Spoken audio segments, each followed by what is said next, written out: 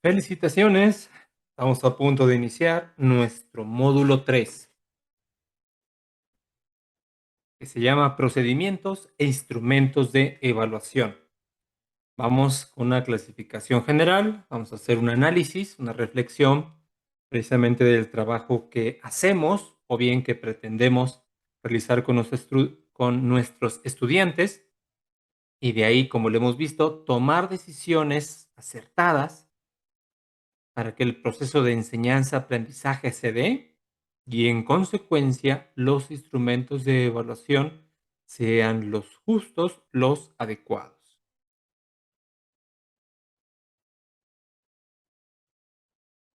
Así es que vamos con la selección de procedimientos e instrumentos de evaluación.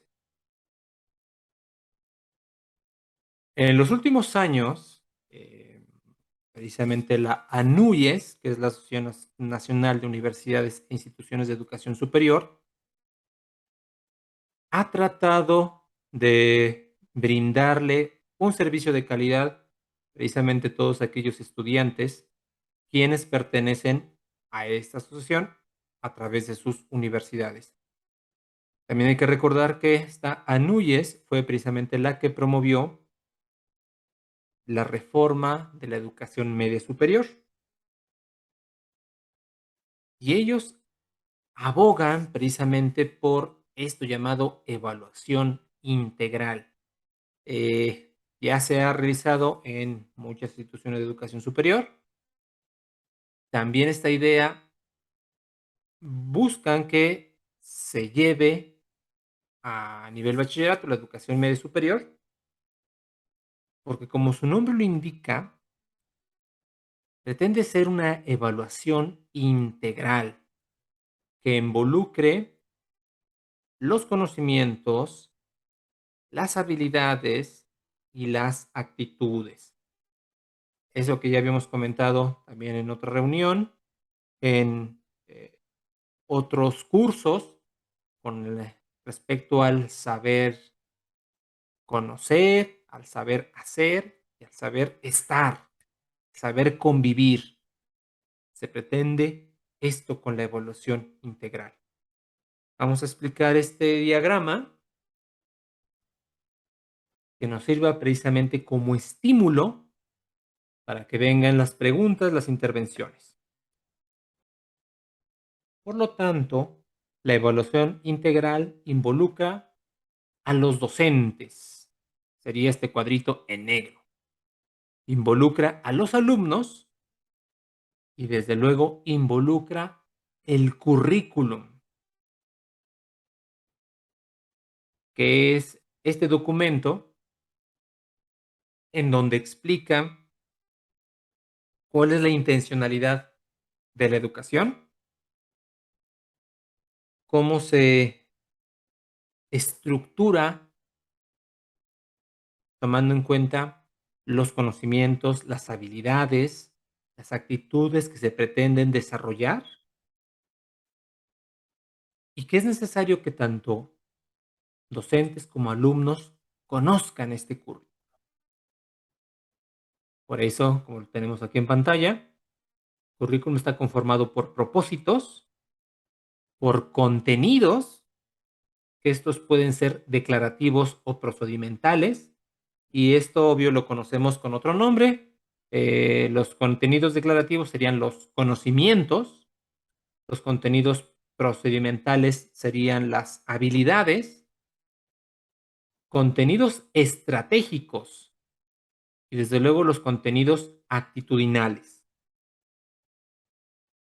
El currículum también nos menciona acerca de los métodos que se emplean precisamente en estos procesos de enseñanza-aprendizaje.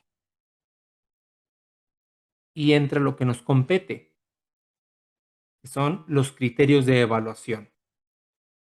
En la evaluación integral, estos deben ser negociados entre los profesores y los alumnos. Esto puede llegar a ser una tarea difícil de lograr en alumnos de preparatoria o de bachillerato,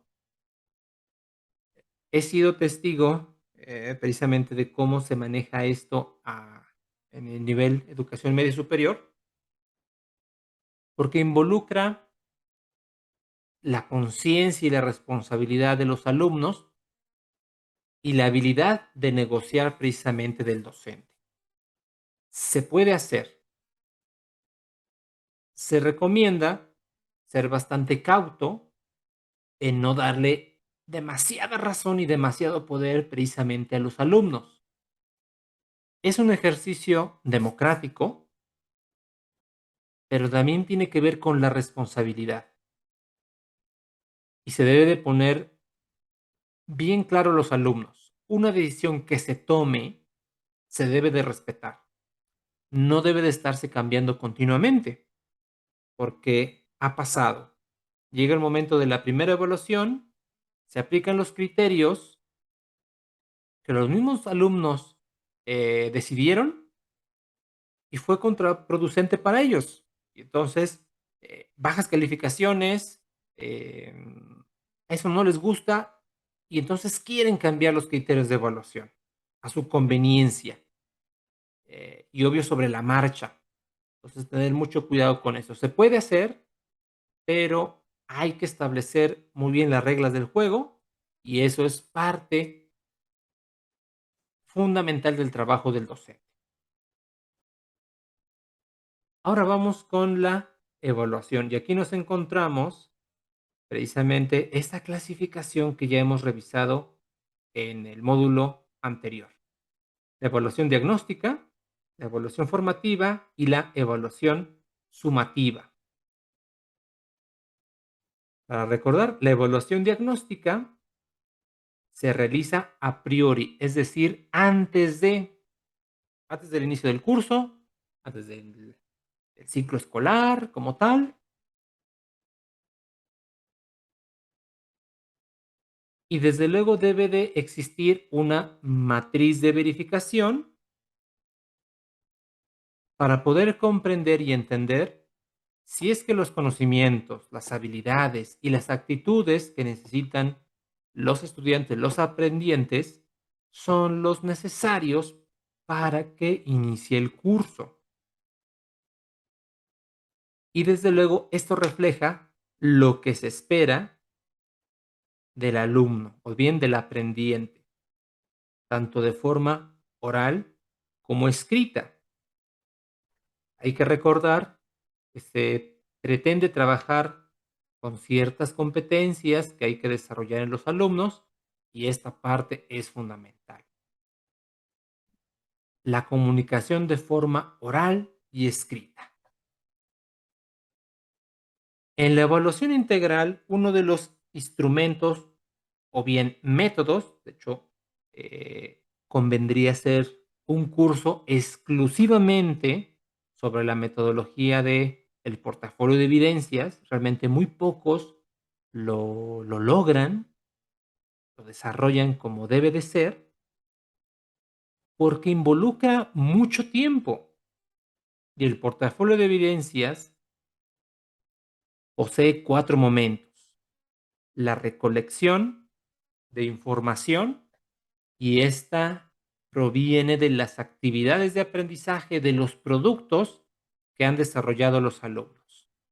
El siguiente paso es la selección de esos productos que realizaron los estudiantes.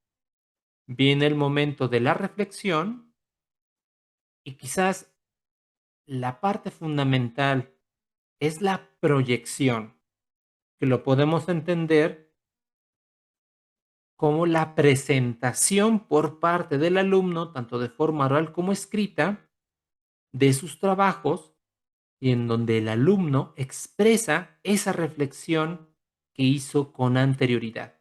Y así se puede demostrar esos aprendizajes significativos que logró obtener el alumno o bien el aprendiente.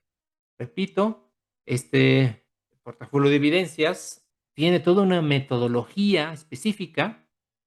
En lo personal le he aplicado en otra institución de educación superior e incluso se ha convertido en una norma institucional.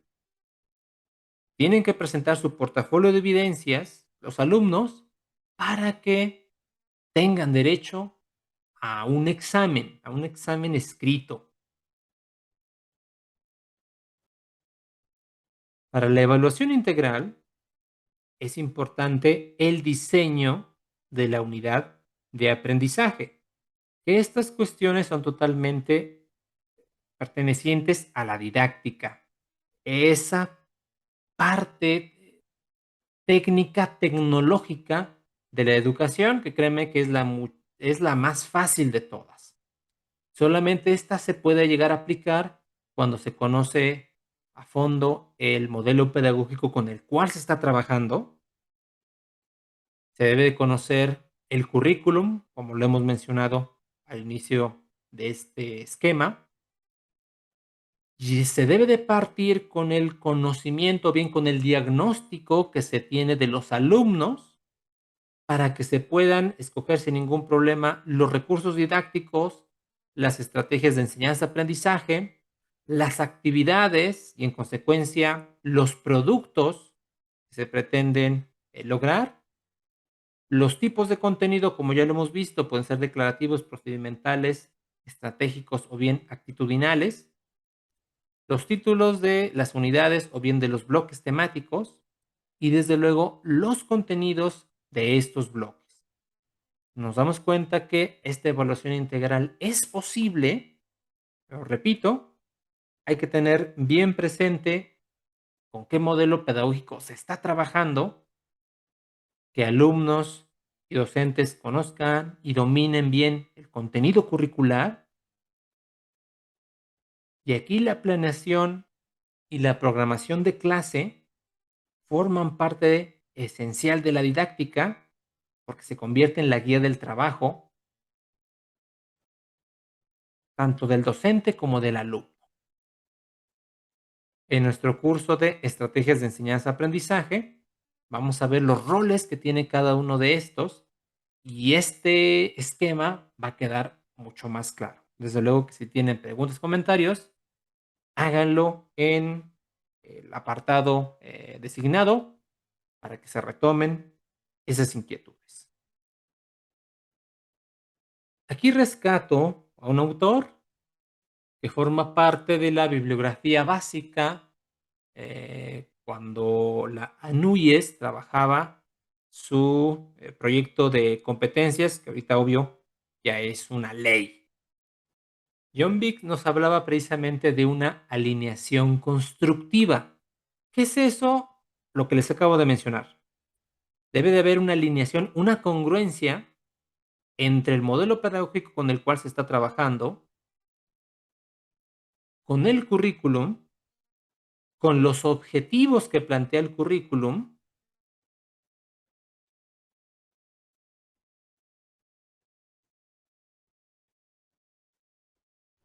con las estrategias que pretende implementar el docente, las famosas estrategias de enseñanza, las estrategias de aprendizaje que debe utilizar el alumno, seleccionar precisamente todos aquellos recursos didácticos que le permitan aprender.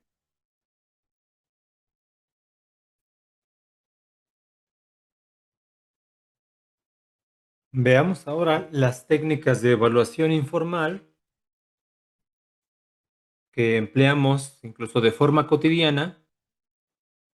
Eh, Vamos a ver que podemos emplear esto precisamente para ir recabando información, para que se tomen las decisiones acertadas y vayamos conociendo cuál es el proceso que van teniendo nuestros estudiantes a lo largo del curso.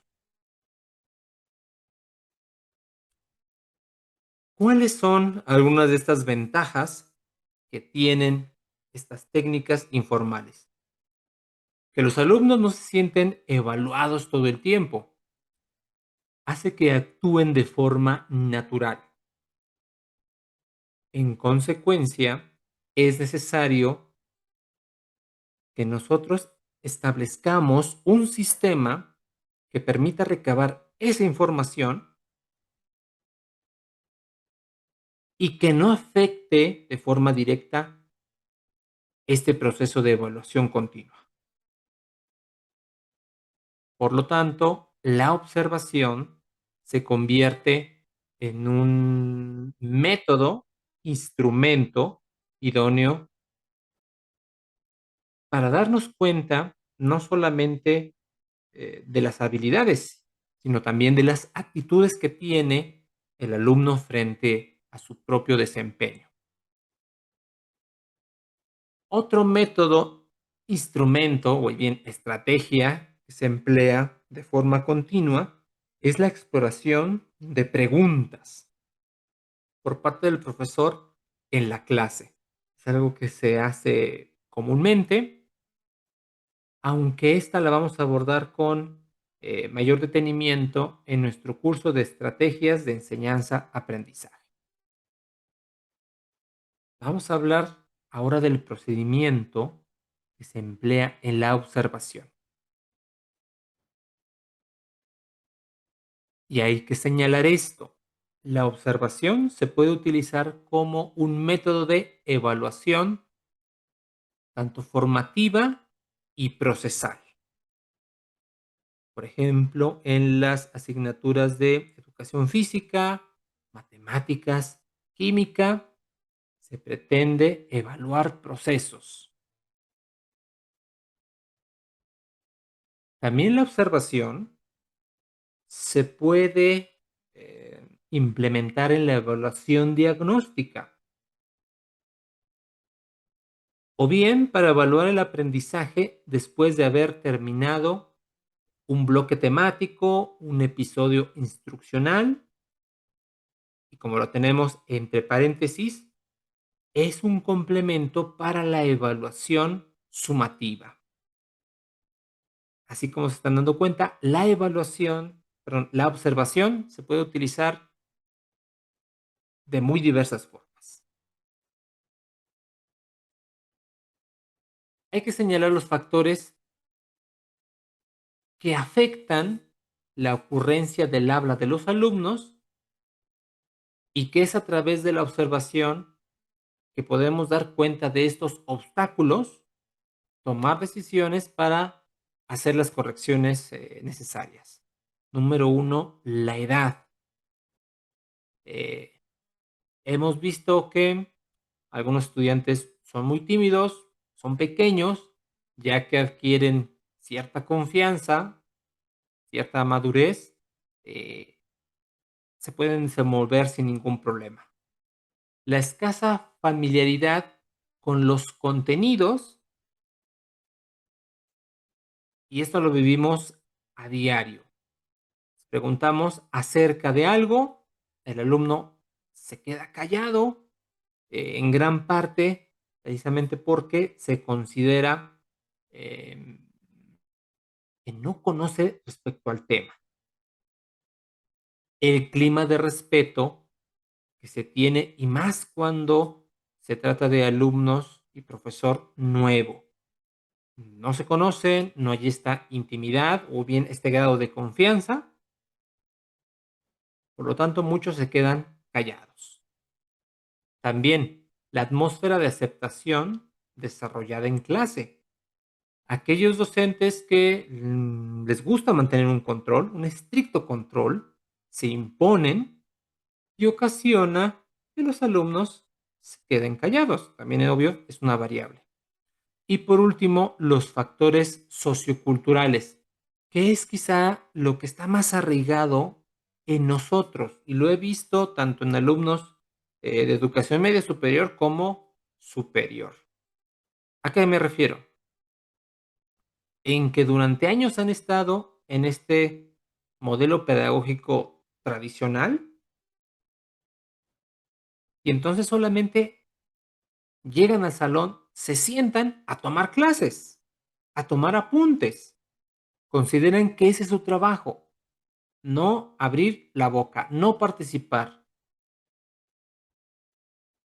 Es algo que se tiene muy arraigado y es algo con lo cual debemos de combatir. Y la observación se convierte precisamente en un método para averiguar por qué están callados los alumnos. La observación se puede llevar a cabo de forma asistemática o sistemática. ¿Cuál sería un ejemplo de esta forma asistemática? Es decir, que no se tenga un procedimiento, un sistema establecido. Y lo tenemos representado en la imagen del lado derecho. Tenemos a nuestra docente joven. Vemos que observa cuál es el desempeño, cómo se están comportando sus estudiantes. Si la observación fuera sistemática, lo tenemos del lado izquierdo, puede emplear una ficha de observación de actitudes y comportamientos, en donde tenemos el nombre de los estudiantes, una escala estimativa con respecto a sus actitudes, llega temprano, toma notas, para participar, levanta la mano, hay un orden. También como lo vemos aquí, pueden ser acreedores a un puntaje y desde luego un espacio para las observaciones. He notado que muchos de ustedes toman en consideración las participaciones, lo cual es muy bueno y tiene que ver con esto, con la participación oral. La pregunta es, ¿cómo tienen registro de esas participaciones? Dejo la pregunta al aire para que puedan participar, puedan colocar sus comentarios en el espacio correspondiente. ¿Cómo ustedes llevan registro de esas participaciones? La observación puede ser abierta o focalizada. Partimos también con estas imágenes para tener una idea a qué se refiere. Una observación abierta significa que el docente observa a todo el grupo, lo ve como una unidad. En cambio, la observación focalizada se centra en un solo sujeto o en un pequeño subgrupo o bien un equipo de trabajo. De ahí que la evaluación diagnóstica brinda información para detectar aquellos alumnos que necesitan una atención especial, una atención personalizada, o bien que tengan necesidades educativas especiales. Por eso aquí he señalado con un círculo en forma de representación de que esta profesora tiene su grupo, pero está prestando atención a esta alumna en especial. Tenemos los contextos naturales, que es la dinámica que establecen todos los días nuestros alumnos.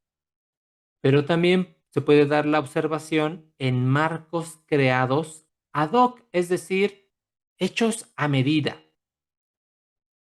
Actividades como el role-playing, los debates, son ejemplos de cómo uno provoca esta interacción, cómo provoca esta dinámica, hace que los alumnos participen, demuestren sus habilidades, sus conocimientos, sus destrezas, sus actitudes, y la observación dará cuenta del grado de desarrollo de estos contenidos. La observación puede ser participante o no participante. La no participante, el docente mantiene cierta distancia para que los alumnos no se dan cuenta que están siendo observados por el docente. Es algo así como si se inserta en el escenario natural y solamente se dedica a ser testigo, un testigo mudo. La observación participante, el docente estimula, ya sea a través de preguntas, de juegos, incluso hasta de bromas, de comentarios que aparentemente están fuera de lugar, pero que tienen la firme intención de que de provocar una respuesta en los alumnos, ya sea para que participen, para que demuestren sus conocimientos, para que demuestren aquellas habilidades que puedan llegar a estar ocultas, latentes.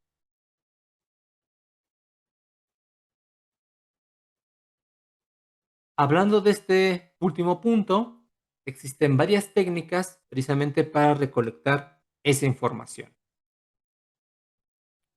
Los registros anecdóticos. Y tenemos del lado izquierdo un formato. Este debe llenarse de forma individual. Nos tenemos el nombre del alumno, la fecha, la materia y se debe de nombrar el debate. Está conformado por dos columnas. Por un lado tenemos la descripción de la situación y por otro lado el análisis o bien interpretación. Aquí el docente es quien llena el registro anecdótico y en el lado de la descripción de la situación debe ser lo más objetivo posible. No debe hacer ninguna aportación o bien observación personal. Aquí tenemos el ejemplo. El docente habla de Leonardo Reyes y cita lo siguiente. Se estaba realizando en clase un debate como actividad en el área de sociales acerca del Tratado de Libre Comercio. Un grupo fue dividido en dos. El alumno Pablo Domínguez era parte del grupo que estaba a favor. Cuando el debate comenzó, Pablo comenzó a dar muy buenos argumentos sobre el tema, pero no escuchaba los argumentos en contra. Tuvo una actitud negativa y agresiva, asumiendo la discordancia de manera personal. Se trató de continuar con el debate, moderando los aportes de cada estudiante, pero la situación con Pablo Domínguez continuó hasta convertirlo en debate, un ambiente polémico, lleno de tensión, incómodo para todos los presentes e interfirió con el objetivo de la actividad. Notamos que el argumento del profesor es totalmente descriptivo, no adorna, no quita, no resta importancia, no está a favor ni en contra, sencillamente se trata de describir. En la parte del análisis, el docente hace una interpretación del hecho ocurrido. Pablo nunca ha presentado este tipo de conductas en las actividades de clase. Si se llega a repetir, se citará a los padres o acudientes para indagar si Pablo presenta algún problema personal. En nuestro caso, tenemos una libreta de reportes, si no me equivoco. Esa misma libreta se puede modificar en algunas ocasiones, precisamente para convertirlo en un registro anecdótico. La situación con esta libreta es que tiene acceso el mismo alumno, los padres de familia o incluso otros alumnos. Algunos docentes les recomiendo que lleven un registro anecdótico e incluso cuando se traten de aquellas actividades que tengan que ver con el programa Constrúyete, para que puedan observar cuál es el desempeño de estos alumnos y si es que hay alguien con una actitud, con un comportamiento que hay que destacar con respecto al resto. También, antes que se me olvide, estos registros anecdóticos no tienen la finalidad de resaltar aspectos negativos. No, no, no, no. También los registros anecdóticos sirven para rescatar aquel comportamiento, aquel alumno que está muy motivado y que puede servir precisamente como ejemplo. Se registra Incluso en las juntas, en las reuniones de academia, se hace lectura de estos registros anecdóticos, se comparten y puede ayudar, puede inspirar al resto de los docentes a que promuevan cierto tipo de actividades o bien de comportamientos y que esto se transforme en una especie de contagio positivo y que sirva a otros para que puedan trabajar. Tenemos esta, que también es muy común, pero a veces no nos damos cuenta, las listas de control. En ellas se puede incluir conductas, rasgos que pretendemos rescatar. Por ejemplo, nuestras listas de asistencia pueden utilizarse también como registros de control, agregando algunos símbolos. En lo personal, cuando uno de los alumnos no trae el uniforme completo, tomo mi lista y en la cuadrícula donde tomo asistencia, coloco una U, lo cual me indica que su uniforme presenta, obvio, algunas fallas. Al momento de hacer la evaluación sumativa, recuerden algunos de los convenios que establecimos en las últimas reuniones, en donde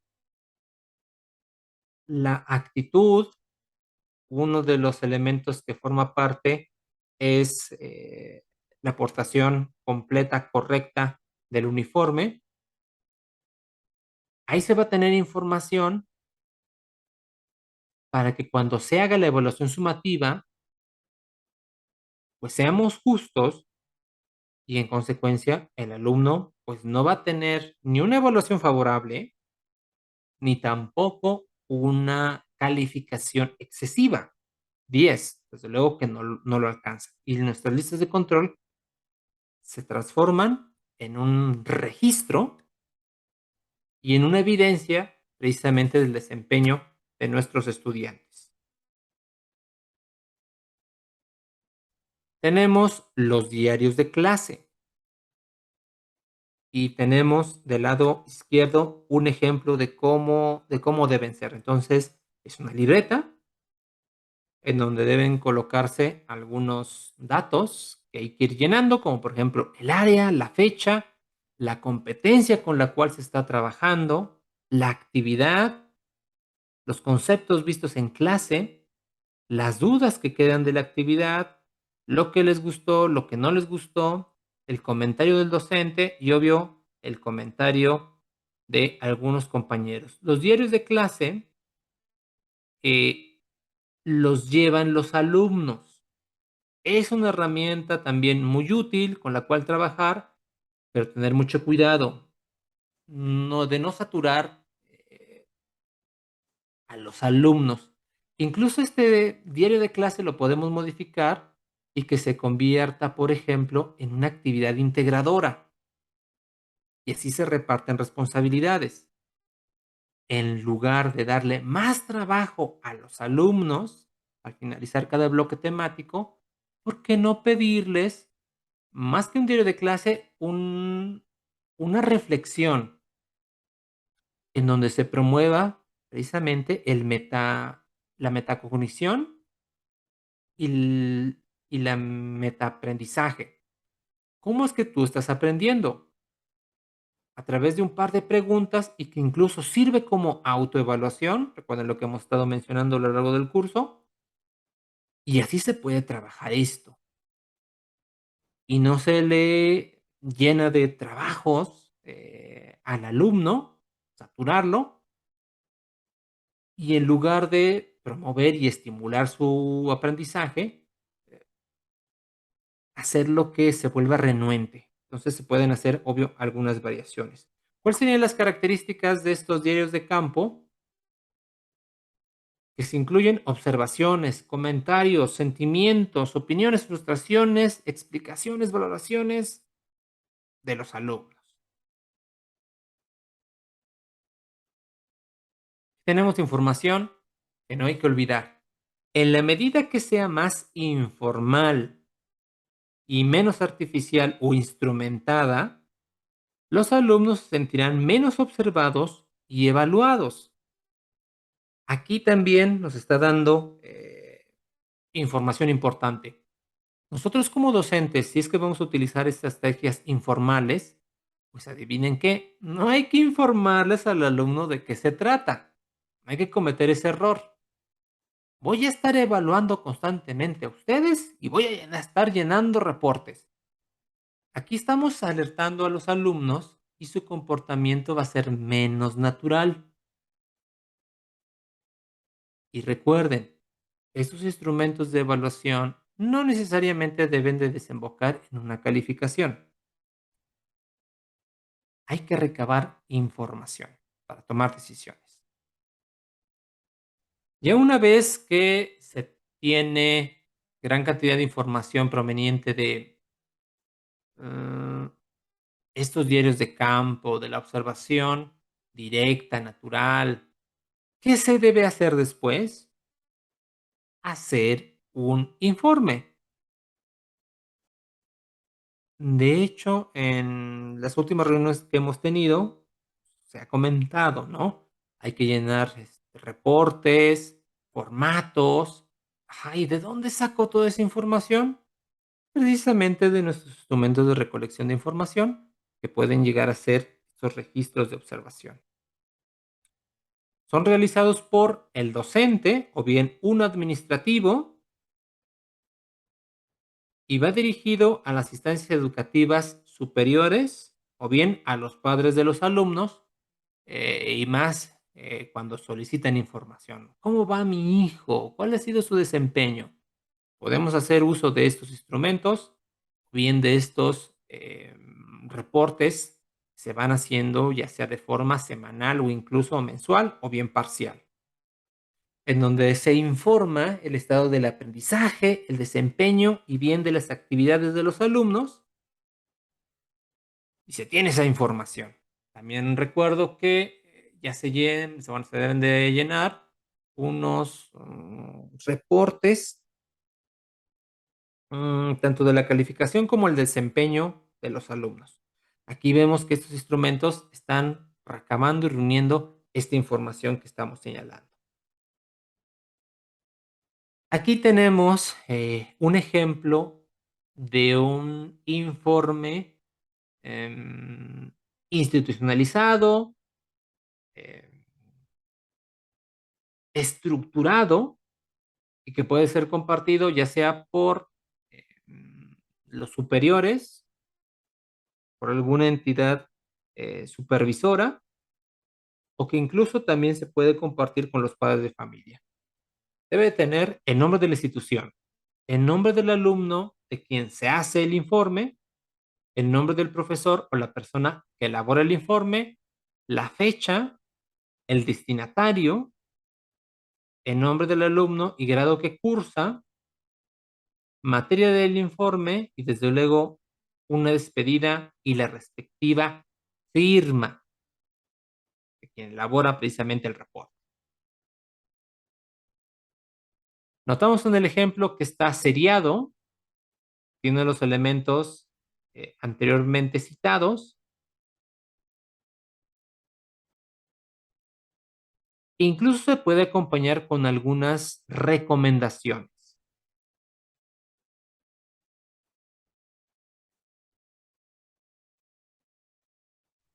Ahora vamos con el portafolio de evidencias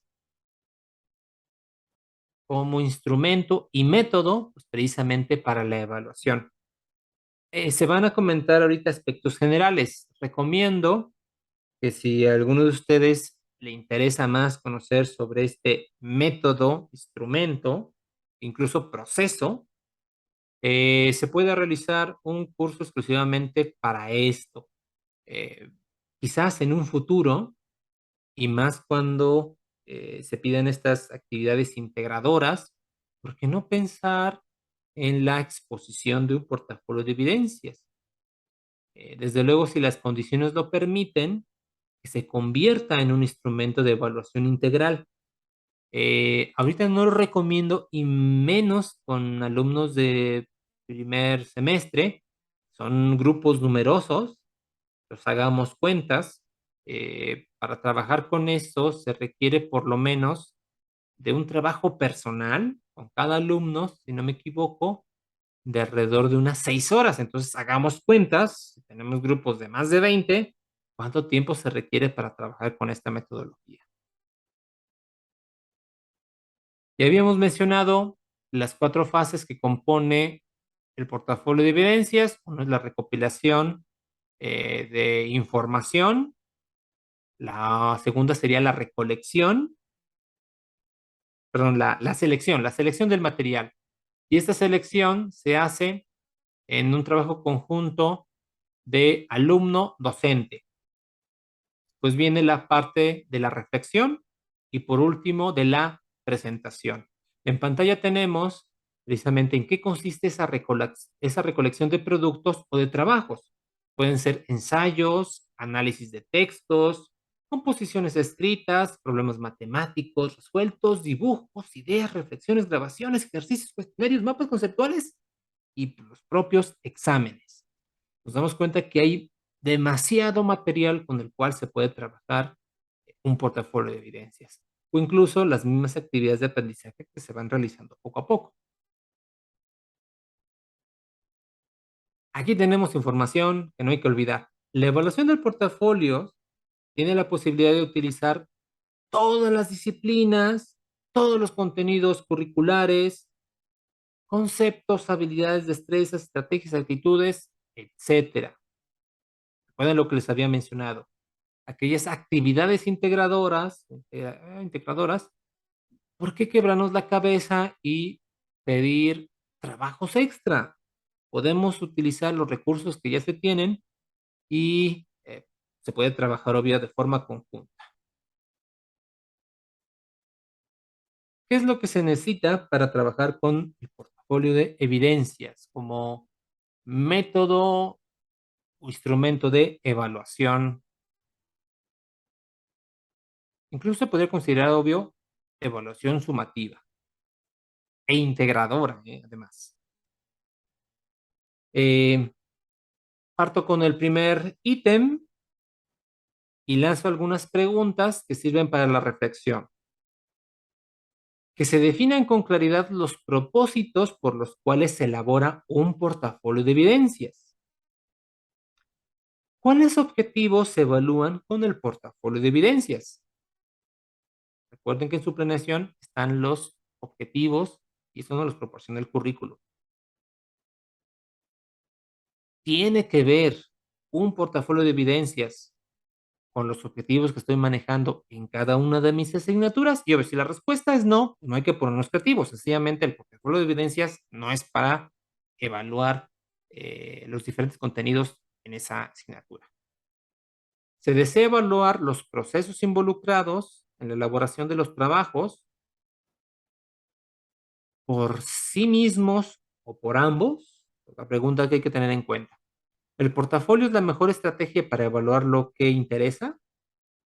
¿Se desea evaluar una muestra de los mejores trabajos o el progreso del aprendizaje? Esas son las preguntas que tenemos que tener en mente para definir los propósitos. Segundo aspecto, que se proponga criterios para determinar. Por lo tanto, hay que pensar en lo siguiente. Lo que debe incluirse en el portafolio de evidencias puede ser una muestra, los mejores trabajos, o bien todo aquello en el que aprendiz realiza en el periodo que comprende el portafolio, que generalmente la mayoría hace eso. Ah, bueno, durante este mes, durante este parcial, se hicieron tantas actividades de aprendizaje, deben ser incluidas todas, además hay que meter los libretas de apuntes, contar firmas, autógrafos, eso podría formar parte del portafolio de evidencias. ¿Qué características deben tener los trabajos? Son preguntas indirectas. ¿Quién decide incluirlo? ¿El profesor o el alumno? Aquí la metodología es bastante clara al respecto. Se deben de sentar a negociar o bien a reflexionar tanto el profesor como el alumno. ¿Cuándo debe incluirse? ¿Y cómo debe organizarse el portafolio? ¿En forma cronológica? ¿En forma de trabajo? ¿O bien se debe incluir un índice. Aquí, desde luego, los criterios deben de estar bien establecidos. Y la metodología recomienda que esos criterios se lleven a cabo a través de una negociación entre el profesor y el alumno. 3. Definir también los criterios para valorar los trabajos en forma ya sea individual, grupal o global. Y para eso deben tenerse en cuenta lo siguiente. Los criterios generales deberán ser predefinidos y conocidos por el alumno. Esa es una característica y prácticamente algo que no debe de faltar. Punto número 2. Decidir si las evaluaciones se realizan cada vez que se hagan las entradas y o cuando se complete un cierto periodo o el portafolio es completo. Entonces, hagamos cuentas. Si tenemos, en este caso, 3 evaluaciones parciales, que este portafolio de evidencias sirva para el tercer parcial, la última evaluación. Y en consecuencia, este portafolio de evidencias se convierte en una actividad integradora y desde luego forma parte de una evaluación sumativa. Y si se toman en cuenta los trabajos que se hicieron a lo largo del curso, pues desde luego que también se incluye esta evaluación formativa, pero además forma parte de una evaluación formadora, que es la actividad de aprendizaje número 2 que van a realizar. Ahorita se las explico. Otro aspecto que hay que tener en cuenta es para la evaluación de cada producto, se puede diseñar ex profeso, es decir, antes, rúbricas, listas de control o escalas estimativas para que la evaluación sea de forma objetiva y justa. Y por último, las valoraciones que se propongan deberán realizarse eh, por medio de estrategias de evaluación docente. Ya lo vimos, la coevaluación, la evaluación mutua y bien la autoevaluación. Entonces vemos que aquí el portafolio de evidencias pues requiere precisamente de toda una metodología. No es algo que se pide de la noche a la mañana, lleva tiempo. ¿Cuánto? Pues por lo menos unos 3 meses. Pues es el momento de realizar nuestra actividad de aprendizaje número 2.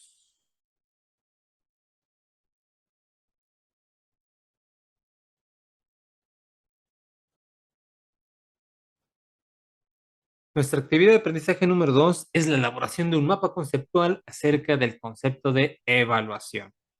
¿Cuál es el objetivo de nuestra actividad? Que los participantes del curso se adentren en las estrategias de evaluación de los aprendizajes centrados en el proceso. Es un concepto que estuvimos manejando a través precisamente de la evaluación procesual y lo que se supone que debemos estar haciendo de forma constante, continua. Eh, Paso número 1, bajar el archivo adjunto. Aquí lo tenemos. Paso número 2, elaborar un mapa conceptual del contenido de la lectura. Paso número 3, puede realizarse utilizando cualquier procesador de texto o bien algún software especializado. Ahorita corrijo esto, no se preocupen. Si a ustedes les gusta trabajar a la antigua, pueden hacerlo, es decir, a manuscrito. Ya una vez que tengan su mapa conceptual, se le toma captura, una foto, y se entrega precisamente como evidencia. Y se sube esta a Classroom. Tenemos la fuente de información en formato APA, la fecha de entrega, el lunes 26 de septiembre. eh, Tienen todo el día de lunes, bueno, antes de la medianoche. No, y de lo contrario, ya sería martes 27.